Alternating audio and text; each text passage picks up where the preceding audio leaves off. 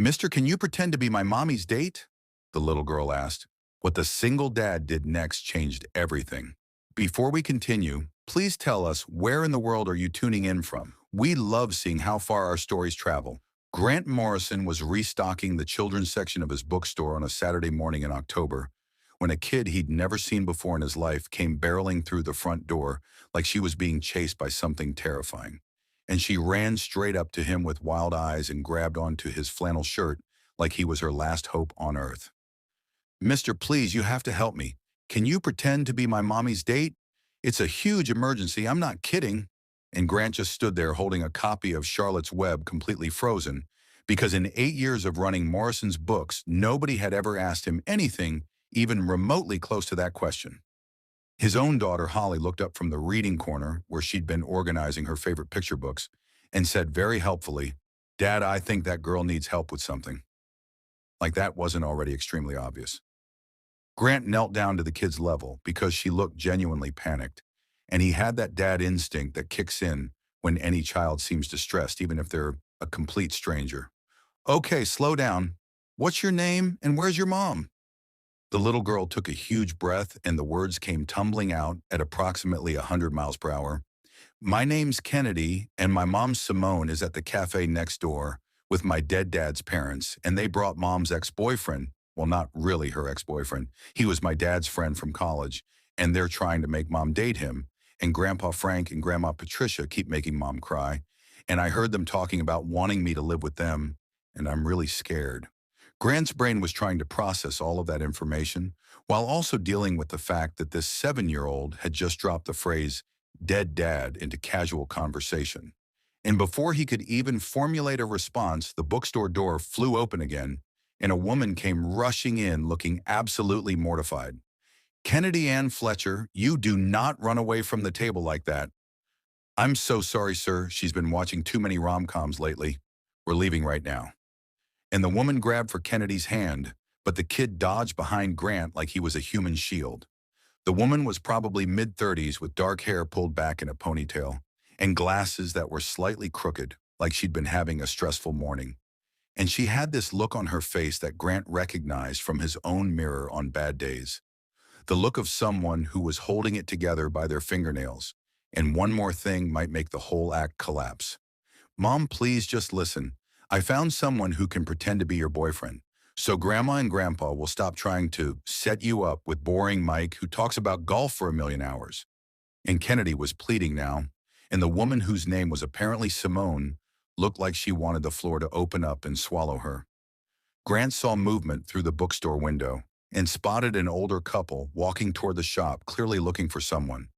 And the way Simone's face went pale when she saw them told him everything he needed to know about how much she did not want to deal with whatever was about to happen. Something in Grant's brain that was probably really stupid made a split-second decision, and he stood up and said to Simone, How long do you need me to be your date? And Simone's jaw literally dropped open. Excuse me, what? Grant shrugged, trying to act like this was a totally normal thing he did on Saturdays. Your daughter asked for help. I'm offering. How long do we need to sell this? Kennedy's entire face lit up like Grant had just told her Christmas was coming early. Just lunch. They're buying. Please, mister. Please, my mom really needs this. Holly popped up from the reading corner with her book still in hand. Dad, can I come too? I want to help, and also I've never seen you on a date before. This sounds interesting. And Grant rubbed his face thinking about how his 8-year-old was now invested in this absolute chaos. Simone looked between Grant and Kennedy and the older couple who were now definitely walking into the bookstore, and she made a choice that was probably equally stupid as Grant's. Okay, fine, yes, thank you. We'll explain everything later, I promise. And then she grabbed Grant's hand and plastered on a smile that looked only slightly deranged, right as the older couple walked through the door. Oh, there you are, Kennedy. We were worried. And who's this? The older woman asked with the kind of polite suspicion that meant she was absolutely sizing Grant up. And Simone squeezed Grant's hand so hard he thought his bones might break. Mom and Dad, this is Grant. He's we've been seeing each other for a little while now. The next hour was possibly the weirdest experience of Grant's entire life, and that included the time he accidentally ordered 500 copies of the same book instead of 50. They all walked next door to the cafe where boring Mike was apparently waiting, And Grant got introduced as Simone's boyfriend, which made Mike's face do something complicated. And Simone's in-laws, who insisted he call them Frank and Patricia, were asking a million questions about how they met and how long they'd been dating and what Grant did for work. Kennedy and Holly were sitting at the end of the table acting like they'd been best friends for years, instead of having met literally 15 minutes ago, and at one point Kennedy very loudly said, "Mom and Grant are so happy together. Mom smiles way more now." And Holly backed her up with, "Yeah, my dad talks about Simone all the time," which was a complete lie but sold it perfectly. Grant found himself making up this whole story about how they met at the library where Simone worked, which was actually true because he did go to the Salem Public Library pretty regularly to check out business books he couldn't afford to buy. And Simone jumped in, saying she'd noticed him because he always had interesting book choices, and they were building this fake relationship history that was somehow 60% based on real interactions they'd actually had as strangers.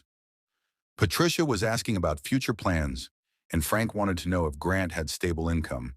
And Grant mentioned owning Morrison's books down the street and left out the part where he might have to close in 2 months because his landlord was jacking up the rent by 40% and he couldn't afford it. Boring Mike excused himself about 20 minutes, in clearly getting the hint that he was not needed, and Frank and Patricia seemed to relax once they realized Simone was supposedly dating someone who wasn't a total disaster. Halfway through lunch, Grant noticed Simone was still wearing a wedding ring on her left hand, simple gold band that she kept twisting nervously. And when he glanced down at his own hands, he realized he was still wearing the ring Laura had put on his finger 9 years ago. Hadn't been able to take it off, even though she'd been gone for 3 years now. Their eyes met across the table while Frank was telling some story about Kennedy's late father, Jason, and something passed between them. This recognition of, "Oh, you're doing this alone too. You understand what this feels like." Patricia was watching them with this satisfied expression and said, "It's so good to see you moving forward, Simone. Jason would want you to be happy." And Simone's eyes got shiny, but she smiled and said, "Thank you. That means a lot." The lunch finally ended after Frank insisted on paying the whole check, and they all walked back toward the bookstore with Kennedy holding Holly's hand and chattering about her favorite books. Frank pulled Grant aside while the others were ahead and said in a low voice, "Look, I don't know you, but my daughter-in-law has been through hell raising Kennedy alone. If you're serious about this, you better treat them right." And Grant felt like garbage lying to this man's face. But he also understood the protectiveness. "I hear you, sir. Simone and Kennedy are incredible." After Frank and Patricia finally drove away, Simone literally collapsed against the bookstore wall and covered her face. "Oh my God, I can't believe we just did that. I can't believe you helped us. I'm so sorry for dragging you into my complete mess of a life." Grant leaned against the wall next to her, while Holly and Kennedy were already inside the bookstore, looking at the kids section together. "For what it's worth, that was the most excitement I've had in about 3 years. So thanks for the adventure, I guess." Simone laughed, and it sounded a little hysterical. "They've been on me for months about dating. Ever since Jason died 2 years ago, they've been convinced I can't handle single parenting alone, and they keep threatening to petition for more custody, and I'm terrified they actually will." Grant felt that fear in his chest because he couldn't imagine someone trying to take Holly. "That's rough. I'm sorry you're dealing with that." Kennedy came running out. "Mom, can Holly come over sometime? We both like the same books and she's really cool." And Holly was right behind her. "Dad, can Kennedy come to our place? Please?" Simone and Grant looked at each other over their daughters' heads and both started laughing, because apparently their kids were now best friends after one fake family lunch. And Simone said, "I should let you get back to your Saturday. Thank you again for helping us. Seriously, you're a lifesaver." Grant surprised himself by saying, "If you ever need a fake boyfriend again for in-law management purposes, I'm your guy. I've apparently got the hang of it now." And Simone's smile reached her eyes for the first time all day. "Hopefully that was a one-time emergency, but I'll keep your offer in mind." As Simone and Kennedy walked away toward the parking lot, Holly tugged on Grant's sleeve. "Dad, that lady seemed really nice, and Kennedy is awesome. Do you think we'll see them again?" And Grant watched Simone's car pull away, thinking about the wedding ring she was still wearing and the way she looked at him when she realized he was wearing one too. "Yeah, kiddo, something tells me this isn't the last time we'll run into them." 3 weeks after the world's weirdest fake date situation, Grant had seen Simone and Kennedy approximately 9 times, and every single one of those meetings was supposedly a coincidence, except Grant was starting to suspect their daughters were running some kind of elaborate matchmaking scheme behind their backs. Kennedy would just happen to need a book that the library didn't have, so Simone would bring her to Morrison's books. Or Holly would suddenly desperately need to return a library book in person instead of using the Dropbox and would drag Grant along. And every time the two girls would exchange these little looks like they were secret agents executing a mission. The weird part was that Grant didn't actually mind. Talking to Simone had become the best part of his week. She got his jokes about obscure books and didn't think it was weird that he still read middle-grade fiction sometimes because the stories were good. And they'd fallen into this easy friendship that felt comfortable in a way Grant hadn't experienced with another adult in years. Simone started helping out at the bookstore's Saturday Storytime, reading to kids in the children's section, and Grant would bring Holly to the library's after-school program where Simone worked twice a week, and they'd grab coffee afterward while the girls did homework together at one of the library tables. They talked about everything except the obvious. Grant didn't mention that his landlord had officially given him notice that rent was going up in January, and he'd run the numbers about 15 different ways, and there was no universe where he could afford it. And Simone didn't mention that Frank and Patricia were still texting her weekly asking about Grant and when they could all have dinner again. It was like they'd made this unspoken agreement to keep things surface level and friendly, and definitely not acknowledge that the fake dating thing had maybe felt a little too real during that lunch. The fourth week of their supposedly coincidental meetings, Simone's phone rang while they were having coffee and her face went completely white when she looked at the screen. It's Patricia, Frank's wife. Oh God, what do I say? Grant watched her panic spiral and said, "Answer it. I'm right here if you need backup." And Simone took a shaky breath and answered with a voice that was trying way too hard to sound casual. Grant could only hear one side of the conversation, but he got the basic idea from Simone's increasingly stressed responses. "Oh, that's so nice of you to invite us. This Saturday, okay. Yes, Grant's great. Sure, I'll ask him. Okay, bye." She hung up and looked at Grant with pure terror on her face. "They want us to come to family dinner at their house on Saturday. They want to meet you properly. Frank said something about making sure you're the real deal. I think they're testing us." Grant should have said no, should have explained that this had gone far enough and they needed to come clean. But then Kennedy looked up from the homework table where she'd clearly been eavesdropping, and her eyes were huge and scared. "Mom, if you tell them you lied, they're going to be so mad, and they might not let me visit anymore. Please don't tell them yet." Simone looked absolutely torn, and Grant made another one of those stupid impulsive decisions that were becoming his trademark lately. "I'll go. We can handle one family dinner. Give you time to figure out how to navigate this without them panicking." The relief on Simone's face made the whole insane situation feel worth it, and Holly whispered to Kennedy loudly enough for everyone to hear, "This is going exactly according to plan." And both girls giggled, and Grant realized with absolute certainty that his daughter was plotting something. Saturday came, and Grant drove to Frank and Patricia's house in the suburbs with Holly in the back seat coaching him on relationship details. "Dad, remember you have to hold Simone's hand and maybe call her something cute. That's what boyfriends do." Grant looked at his 8-year-old in the rearview mirror. "How do you know what boyfriends do? You're in 3rd grade." And Holly rolled her eyes. "Dad, I can read. Plus I've seen movies. Just trust me on this." They picked up Simone and Kennedy on the way, and the second they were all in the car together, the energy shifted to this weird, nervous tension. Simone was wearing a blue dress that looked really nice, and she'd done something different with her hair, and Grant caught himself staring and had to focus very hard on driving. Frank and Patricia's house was one of those perfect suburban places with a manicured lawn and family photos everywhere. And dinner was this whole production with a roast and 3 side dishes, and Patricia asking a million questions about Grant's intentions and future plans. "So Grant, where do you see this relationship going? Are you thinking long-term here?" And Grant glanced at Simone, who looked like she wanted to disappear, and he heard himself say, "I care about Simone a lot. We're taking it one day at a time, but yeah, I'm in this for real." The lie came out smooth and easy, and the scary part was that it didn't really feel like a lie anymore. Frank wanted to know about the bookstore, and Grant explained it had been open for 8 years and left out the part about possibly closing, and Patricia asked if they'd thought about moving in together, and both Grant and Simone choked on their water at the same time. The girls were incredible. Kennedy kept telling stories about Mom and Grant doing things together that had maybe happened, but not in a dating context. And Holly backed up every single story with enthusiasm that would have been impressive if it wasn't slightly terrifying. After dinner, Frank pulled Grant aside to the back porch, while Patricia distracted Simone in the kitchen, and he got very serious very fast. Look, my son Jason was a good man. He loved Simone and Kennedy more than anything, and when he died, it destroyed all of us. Grant nodded, not knowing what to say, and Frank continued. Patricia and I, we're not trying to take Kennedy. We just want to make sure Simone's not struggling alone.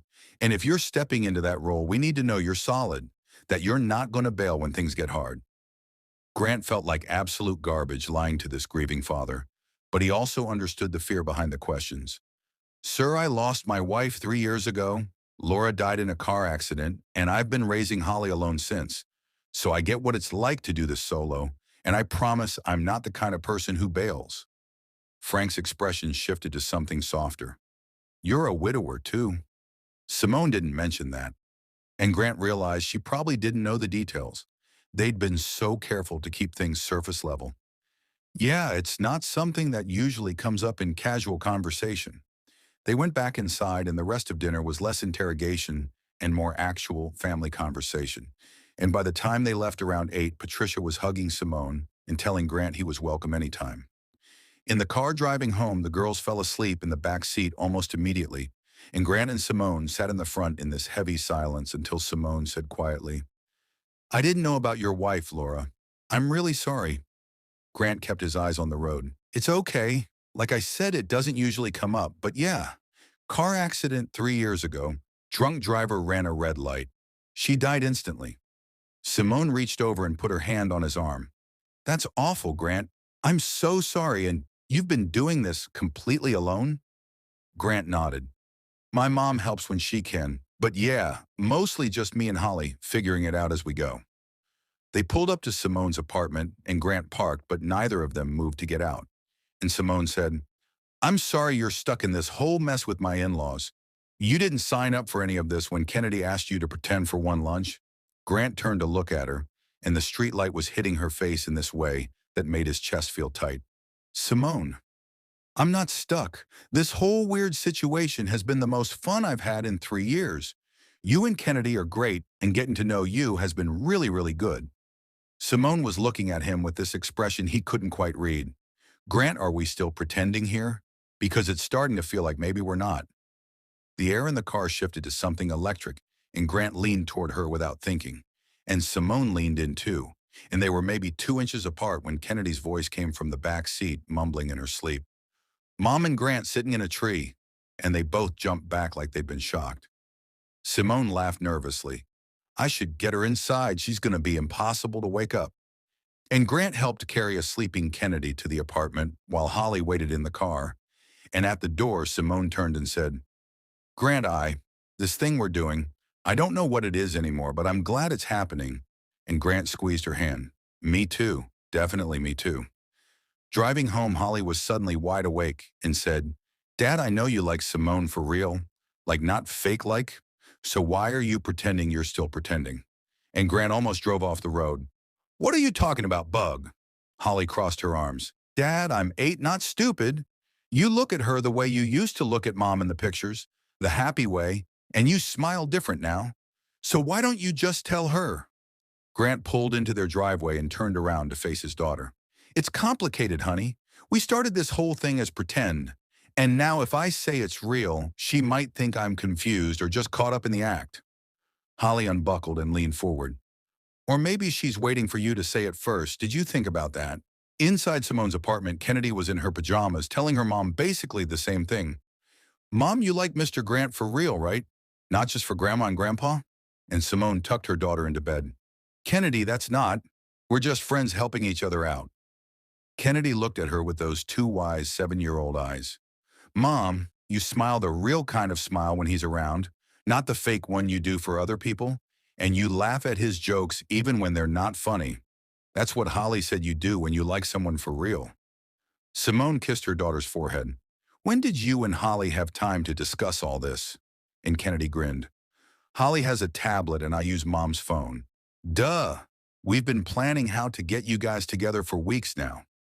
Simone sat in her living room after Kennedy fell asleep and twisted her wedding ring around her finger, thinking about how Grant still wore his too, how they were both holding on to ghosts while maybe starting to reach for something real, and how absolutely terrified she was of admitting that the fake relationship had stopped being fake somewhere around the second time Kennedy conveniently needed a book from Morrison's. Her phone buzzed with a text from Grant. Holly just informed me that she and Kennedy have been orchestrating our meetings. We've been played by children. And Simone laughed and texted back. Kennedy just confessed the same thing. They've been texting apparently. When did our kids get so sneaky? Grant replied, probably around the time we started lying to everyone. They learned from the masters. And Simone smiled at her phone like a teenager and then caught herself and put it down. But the smile didn't fade. 2 weeks after the family dinner, Simone stopped by Morrison's Books to return a cookbook she'd borrowed from Grant. And the second she walked in, she knew something was wrong because Grant was sitting at the counter with his head in his hands and there was an official-looking letter on the desk that had the kind of bold red text that never means anything good. Grant? What's going on? She asked. And he looked up with this defeated expression she'd never seen on his face before. And that's when she saw the eviction notice. Well, not technically eviction, but a lease non-renewal letter giving him 60 days to either pay the new rent amount or vacate the property. The new rent was 40% higher than what he'd been paying, and Simone did the math in her head immediately. There was no way a small independent bookstore in a town this size could absorb that kind of increase and survive.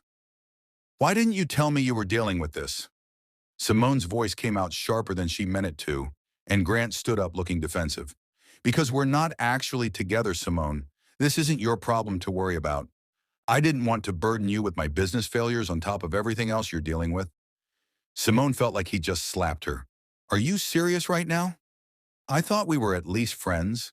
I thought after everything these past few weeks, we were more than just two people pretending for my in-laws. Grant ran his hands through his hair. We are friends, of course we are. I just didn't want you to think I was using our friendship to ask for help or pity or whatever. I'm supposed to have my life together. They stood there staring at each other across the bookstore, and all the things they'd been not saying for weeks were just hanging in the air between them. And finally, Simone walked around the counter and took both his hands. Grant, I need you to be completely honest with me right now. Is this still pretend for you? Because it stopped being pretend for me about 3 weeks ago, and I've been terrified to say anything because I didn't know if you felt the same way. Grant's eyes went wide and he squeezed her hands.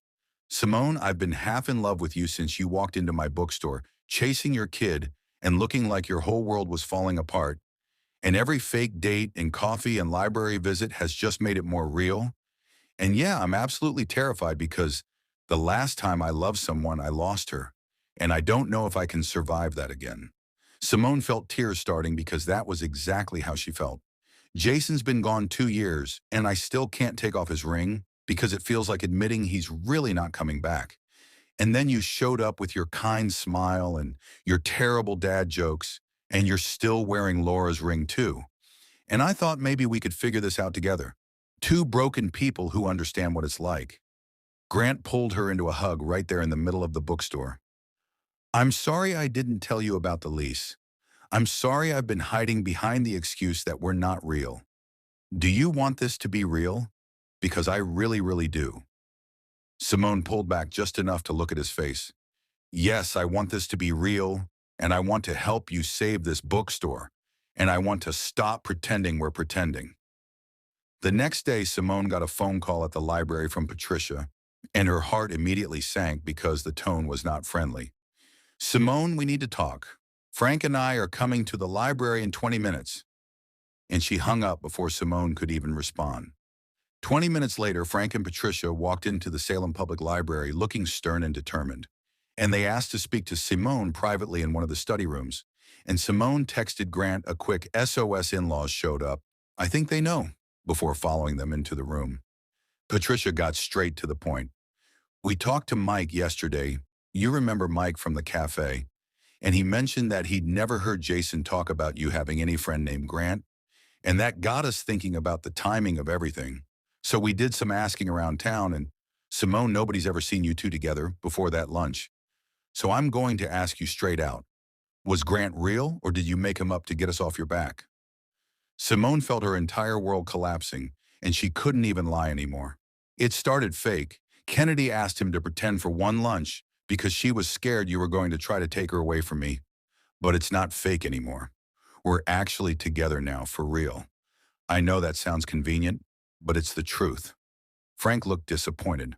So you lied to us for weeks. Let us think you'd moved on and were building something stable when really you were just putting on a show? And Simone started crying. I'm sorry, I was desperate. You kept saying I couldn't handle single parenting alone, and I was terrified you'd petition for custody, and I panicked. The study room door opened and Grant walked in with Holly right behind him. Sorry I'm late. Holly told me where you were, and I'm not letting Simone do this alone. Grant looked at Frank and Patricia, and his voice was steady. This whole thing started as an act. Kennedy asked me to help, and I said yes because she was a scared kid who needed help. But it's not an act anymore. I'm in love with Simone, and she is an incredible mother who's been doing an amazing job raising Kennedy completely on her own. Patricia's expression softened slightly, and she said something Simone wasn't expecting. We know she's a good mother. We've never doubted that. We just didn't want her to be alone because that's such a hard road, and we've watched her struggle for 2 years. Frank added, Jason would want Simone to be happy, would want Kennedy to have a full family. We're not trying to take anyone away. We're trying to make sure they're okay. Simone broke down completely. I thought you didn't think I was enough. I thought you were looking for reasons to say I was failing. They all sat down in that library study room and had the most honest conversation they'd had since Jason died. Frank and Patricia explained they'd been overstepping because they were scared of losing their connection to Kennedy, and Simone admitted she'd been so focused on proving she could do it alone that she'd stopped asking for help when she needed it. Grant sat next to Simone holding her hand, and Patricia looked at them and said, So this is real now? You're actually together? And both of them nodded, and Frank said, Then that's all we needed to know. We're sorry we pushed so hard. We just wanted you to not be alone in this. After they left, Simone collapsed against Grant in relief. I can't believe they're not furious. I can't believe that actually worked out. The library director had apparently been hovering near the study room because she knocked and came in looking thoughtful. I couldn't help but overhear some of that. And Simone, you mentioned Grant owns the bookstore on Main Street that's losing its lease? Simone nodded confused, and the director continued. We've been talking about wanting to do more community partnerships. What if the library did a local bookstore spotlight program? We feature Morrison's books at all our events. Recommend people shop there for the books we discuss at book club. Maybe even host some events at the store. It could drive traffic and sales. Grant looked stunned. You'd do that? And the director smiled. Independent bookstores are treasures. We'd love to help keep yours alive. 6 months later, Morrison's Books was still struggling, but surviving thanks to the library partnership and a lot of community support. And Grant and Simone were officially dating for real, with no pretending involved. Grant had planned something special for the library's spring book fair that was being hosted at his store. He'd arranged all the book spines on one specific shelf to spell out, Simone, will you marry me, using the first letter of each title. And when Simone found it during the event, she just stood there crying while everyone around her started clapping. Holly and Kennedy ran up holding a handmade sign that said, We already planned the wedding, you just have to say yes. And Simone was laughing and crying at the same time when she said, Yes, absolutely yes, I'll marry you. They got married 4 months later in a ceremony that was half at the library and half at the bookstore, with the reception going between both spaces, and Frank and Patricia walked Simone down the aisle, which made everyone cry because it honored Jason while celebrating the new future. Grant had a framed photo of Laura on his side of the venue with flowers, and he'd finally moved Laura's ring to a chain around his neck. Simone had done the same with Jason's ring, a way to keep them close while making room for something new. and Holly and Kennedy were co-maids of honor in matching dresses, arguing cheerfully about who got to hold the rings. During the reception, Kennedy loudly announced, "See, I told everyone my plan would work. I'm basically a genius." And Holly immediately argued, "It was my plan. I'm the one who told Dad to say yes." And Grant and Simone just looked at each other and started laughing. Because they both knew the truth, those two kids had orchestrated this entire thing from the very first moment Kennedy ran into that bookstore asking a stranger for help. Sometimes the craziest requests lead to the most beautiful answers. Kennedy asked a stranger to pretend to be her mom's boyfriend and ended up giving both their families something real. Grant said yes to a terrified 7-year-old and found love he thought he'd never have again. Simone let a stranger into her messy, complicated life and discovered that broken people can build something whole together. If this story reminded you that saying yes to helping someone, even when it seems impossible, can change everything, that kids sometimes see what adults are too scared to admit, and that you can honor the people you've lost while still choosing to love again. Hit that subscribe button and share this with someone who needs to know that it's okay to take off the ring and open your heart one more time. Thanks for being here with us. And remember, sometimes the best love stories start with a desperate kid asking a stranger for one impossible favor.